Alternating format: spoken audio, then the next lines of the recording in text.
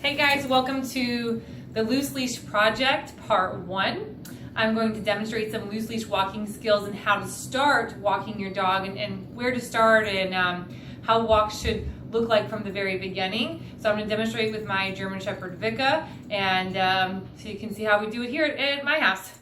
Vika, first things first, dogs must offer a sit when the leash gets picked up. This is going to be really tough in the beginning.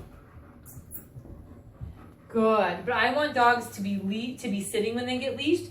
This is to ensure they're not jumping all over you. There's not too much overexcitement about the leash coming out. Very good. And you may work on this step all by itself until you get a dog that will sit and calmly be leashed for you. You may also want to start this exercise from a kennel. It may be easier to control the dog that way, or the dog to control themselves. All right, can you back up? Again, once the door is touched, I want my dogs to offer a sit, so if I need to back them up to get out of the doorway, that's fine.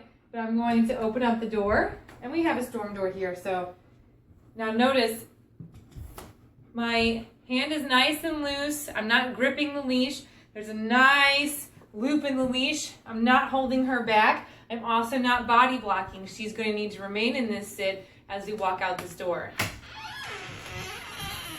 I like this step to be done. It builds impulse control. It builds a reliability that your dog's not just going to drag you out the front door. Ready? Let's go. Very nicely done. Okay.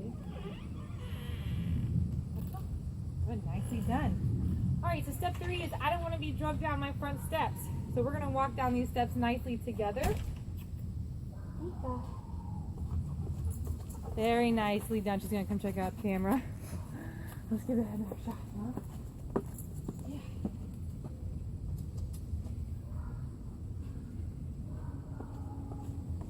Nicely done. Nicely done. That was much better.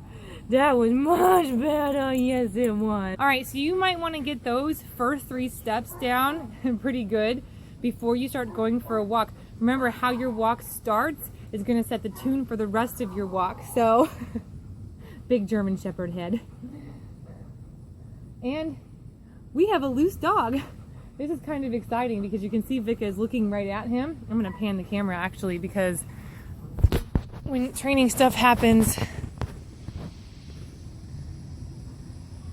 let's see if I can just turn it around. If you guys can see him over there.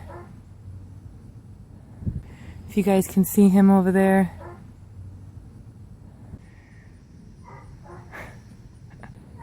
He's over there somewhere.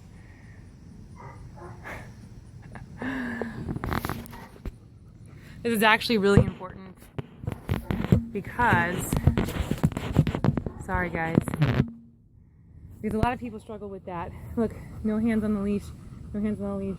A lot of people struggle with release reactivity, and how you start your walk will set the tune for the rest of your walk, and you end up seeing a loose dog. You don't need your dog already out of control. And look, this is right in our front yard.